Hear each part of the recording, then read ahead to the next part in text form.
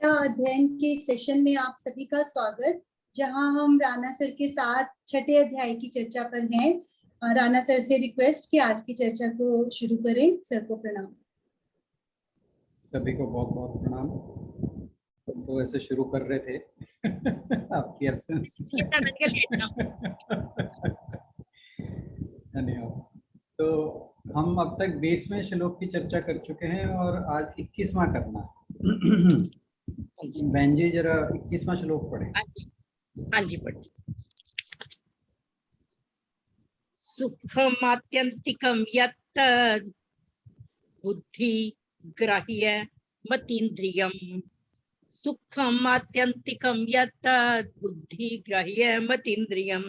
वेत्ति यत्र न चैवायम् वेत्ति यत्र न चैवायम् स्थितश्चलति तत्वतः।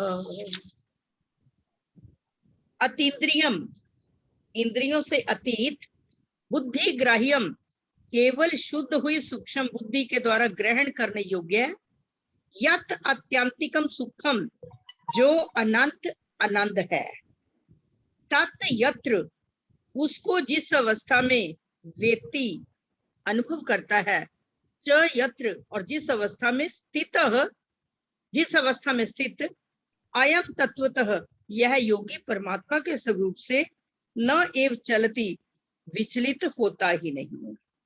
इंद्रियों से अतीत केवल शुद्ध हुई सूक्ष्म बुद्धि के द्वारा ग्रहण करने योग्य जो अनंत आनंद है, उसको जिस अवस्था में अनुभव करता है और जिस अवस्था में स्थित यह योगी परमात्मा के स्वरूप से विचलित होता ही नहीं।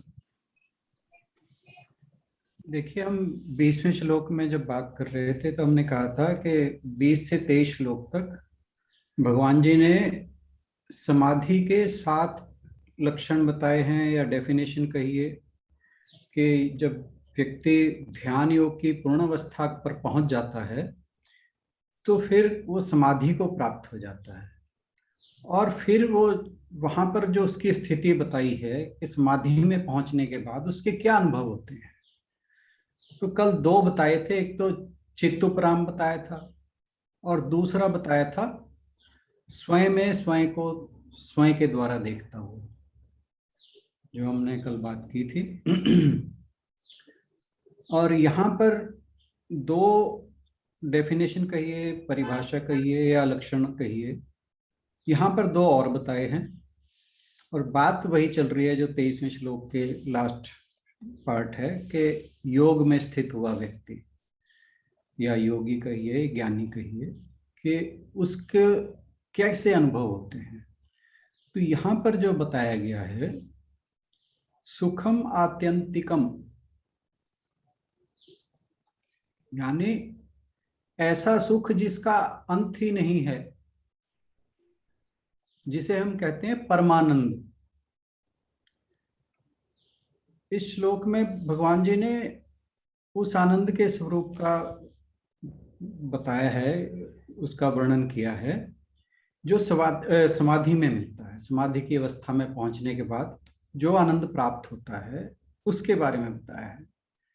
उनका कहना है कि ये आनंद अनंत है। अनंत मतलब जिसका अंत नहीं है। जो सांसारिक आनंद हमें मिलता है वह क्षणिक है, अस्थाई है, और यह आनंद जो है यह अनंत है। एक बार व्यक्ति को इस आनंद का अनुभव हो जाए, फिर उसका आनंद नहीं जाता कहीं, वह सदा आनंद में रहता है। क्योंकि यहाँ पर ये कहा है ना, वह तत्व से कभी विचलित नहीं होता। तत्व क्या है यहाँ पर? तत्व है एब्सोल्यूट ट्रुथ, जो जिसे हम कहते हैं शाश्वत सत्य। वह सत्य जो शाश्वत है। तो जब उसे यह आनंद प्राप्त हो जाता है, फिर इस आनंद से वो परे नहीं जाता। और फिर ये कहा कि इसे केवल बुद्धि ही ग्रहण कर सकती है। बुद्धि ग्राह्यम अतीन्द्रियम, यानी इंद्रियां ग्रहण नहीं कर सकती, केवल बुद्धि द्वारा ही ग्रहण होता है। इस आनंद को इंद्रियां नहीं समझ सकती, बुद्धि ही समझ सकती है। और बुद्धि भी उच्च कोटि की बुद्धि, जैसे बहन जी बता रहे थे ना, सूक्ष्म बुद्धि। और फिर जब एक बार इस आनंद की अवस्था में स्थापित हो जाते हैं, फिर कोई जो सांसारिक परिस्थितियां हैं, जो संसार की दुविधाएं हैं, द्वंद्व हैं, वो मनुष्य को विचलित नहीं कर पाते। फिर उनसे कोई असर नहीं रहता।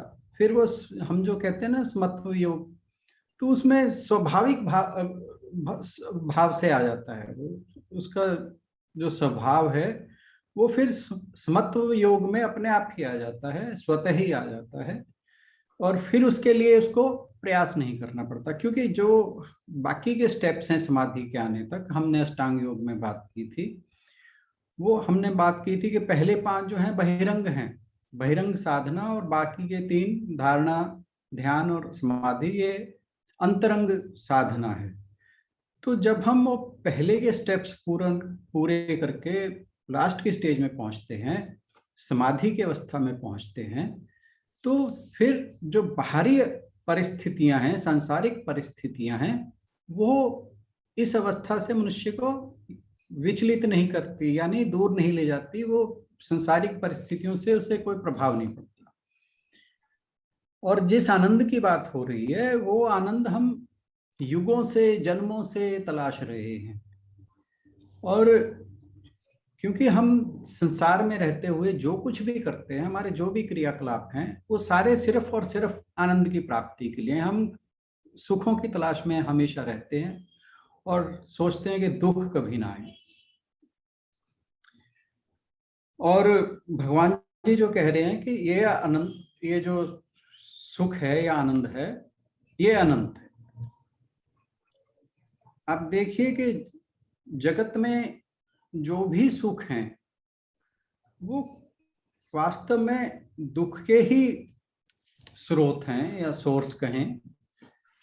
क्योंकि सुख जो भी है वो है, ये कहिए कि वो लोअर ग्रेड का दुख है।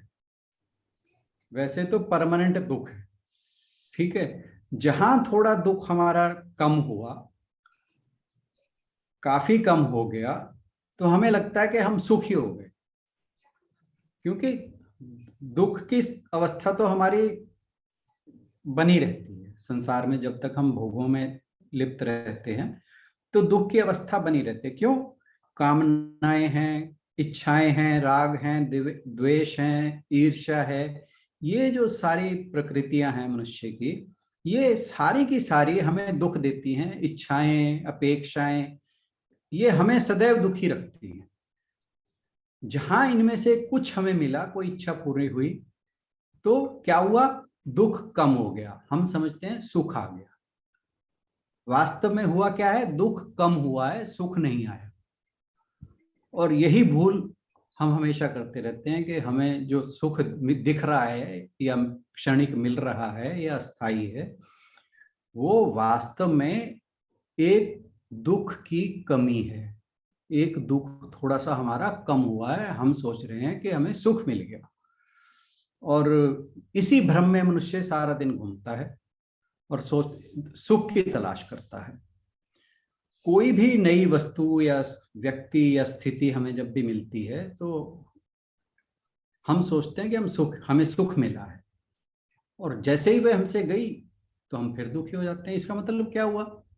कि दुख कहीं गया नहीं था, दुख था, वो थोड़ी देर के लिए परे हुआ था। तो अब जैसे आप सोचिए, कोई व्यक्ति है, वो कहता है कि भाई मुझे तो गर्मी बहुत अच्छी लगती है, किसी को सर्दी बहुत अच्छी लगती है। तो जब तक मान लो कोई किसी को कहे कि भाई सर्दियां मुझे बहुत अच्छी लगती हैं, जब तक सर्दी है वो खुश है। अब सर्दी सदा तो कहीं भी नहीं रहती। जहां सर्दी गई, गर्मी आई, उसका जो दुख था वो वापस आ गया। ऐसे ही मान लीजिए कि किसी को कोई एक व्यक्ति पसंद है, चाहे वो फ्रेंड है, चाहे रिश्तेदार है, या कोई भी है, वो उसके जीवन में आया तो उसे लगा कि सुख आ गया। वो गया, वो फिर वही हाल है। फिर तो ये जो सुख हैं या स्थितियां हैं, ये हमें अस्थाई सुख देती हैं। दुख की स्टेट हमारी परमानेंट है। और जो ये समाधि में आनंद की या सुख की बात, आत्यंतिक सुख की बात हो रही है, यह सुख ऐसा सुख है, ये आनंद ऐसा आनंद है जो कभी जाता नहीं। ये हमारे लिए परमानेंट, जिसे हम कहते हैं ना परमानंद, परमानंद की स्थिति है। और यह स्थिति स्थायी है, यह जाती नहीं। क्योंकि यह जो सुख है ये हमें किसी बाहरी परिस्थिति के कारण नहीं मिला। ये सुख हमें अपने भीतर के जो हमारा आत्म स्वरूप है, जब हमने उसे जान लिया, उससे प्रकट हुआ है। और वो कहीं गया नहीं था, वो हमेशा से यही था। अज्ञान के कारण हमें पता नहीं था उसका। जहां वो अज्ञान हटा, वो सुख प्रकट हो गया, वो आनंद प्रकट हो गया। और अज्ञान के हटते ही हमें जब ज्ञान हो जाता है, तो फिर क्या होता है कि हमें बाहरी स्थितियां, बाहरी परिस्थितियां वो हमें विचलित नहीं करती। तैत्तिरीय उपनिषद में एक बात कही है कि आनंदो ब्रह्मेति व्याजानात् आनंदाधे खल्विमानी भूतानि जायन्ते आनंदेन जातानि जीवन्ति आनंदम प्रयंत अभिसम विशंति थी। यानी आनंद ही ब्रह्म है, क्योंकि केवल आनंद से ही समस्त प्राणी उत्पन्न हुए हैं और उत्पन्न होकर आनंद के द्वारा ही ये जीवित रहते हैं, तथा प्रयाण करके यानी शरीर त्याग के आनंद में ही ये फिर समाहित हो जाते हैं। फिर आगे भगवान जी कह रहे हैं कि ये अतीन्द्रिय है, इंद्रियों की समझ से परे है। अब आप ये देखिए कि जैसे हमारे पुराने टाइम में टीवी के सिग्नल के लिए एक एंटीना होता था, ठीक है।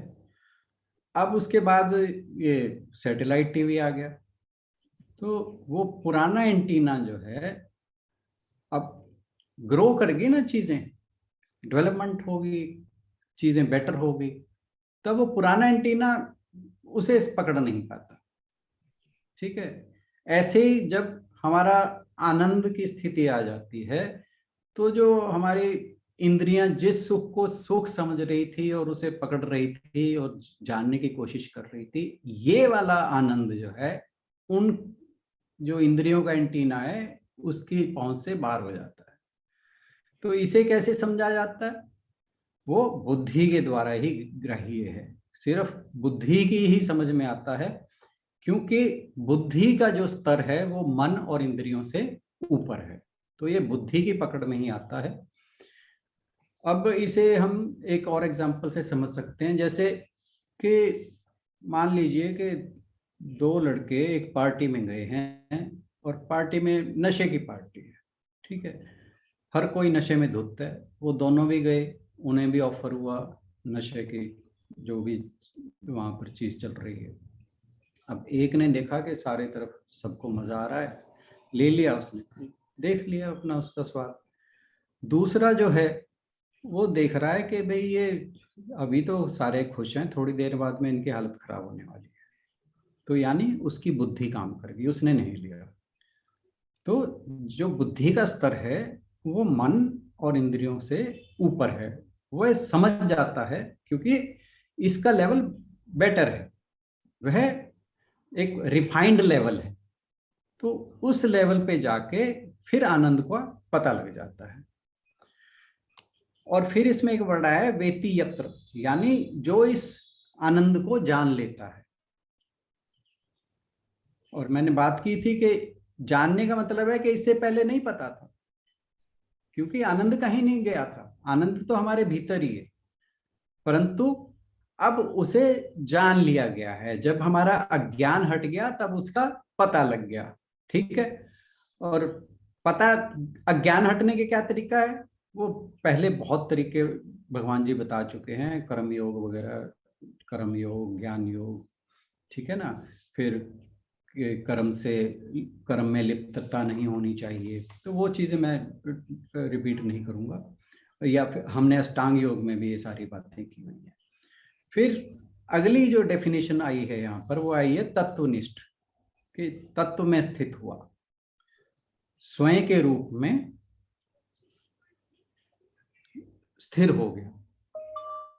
यानी जैसे जो सेकंड चैप्टर में भगवान जी ने स्थित प्रज्ञा की बात की थी कि उसकी प्रज्ञा स्थित हो चुकी है, एस्टैब्लिश्ड इन विजडम, ये वही वाली स्थिति है। और इस आनंद में जब एक बार व्यक्ति स्थित हो जाता है फिर वो विचलित नहीं होगा, क्योंकि अब उसने अपना वास्तविक स्वरूप जान लिया है और फिर वह इसी में ही सदैव रहेगा। क्योंकि ये आनंद ऐसा है जो इसका एक बार स्वाद चख लेता है फिर उसे कोई और स्वाद अच्छा नहीं लगता। फिर और ये कहिए कि जैसे मृग है, हिरण जैसे कहते हैं, उसके पेट में कस्तूरी रहती है परंतु वो दर दर भटकता रहता है, बन बन जंगल जंगल भटकता है जब तक उसे उसका पता नहीं लगता। एक बार उसे पता लग गया वो शांत हो जाता है। ऐसा ही है, जब हमें अपने वास्तविक स्वरूप का पता लग जाता है फिर हमारे सारे चित्त की वृत्तियां शांत हो जाती हैं। गोस्वामी तुलसीदास जी ने विनय पत्रिका में लिखा है कि आनंद सिंधु मध्य तब बासा, बिन जाने कत मरसी प्यासा। यानी जो भगवान रूपी आनंद का सागर है वो तो हमारे भीतर ही है, और उसको जाने बिना तुम्हारी खुशी की प्यास कैसे तृप्त हो सकती है। वो तृप्ति तभी मिलेगी जब उस वास्तविक स्वरूप को जान जाएंगे। क्योंकि जो सांसारिक जो चीजें हैं ना, हमें जो जिनसे संतुष्टि मिलती है, उससे जो संतुष्टि हमें आत्म स्वरूप को जानने में मिलती है वो कहीं कहीं कहीं ज्यादा है, और वो अस्थाई है, ये परमानेंट है। और जब मन ईश्वर के साथ एक बार या आत्मा के साथ एक बार जुड़ जाता है तो फिर आत्मा जो है इंद्रियों के दायरे से परे चली जाती है, और जो फिर जो आनंद मिलता है उसे ही यहाँ पर ये जो बताया ना आत्यंतिक आनंद, आत्यंतिक सुख, वह मिलता है हमें, जिसे कहा है कि अनंत सुख या परमानंद की स्थिति। आज के लिए इतना ही। Thank you. बहुत अच्छा, बहुत बढ़िया। Thank you sir.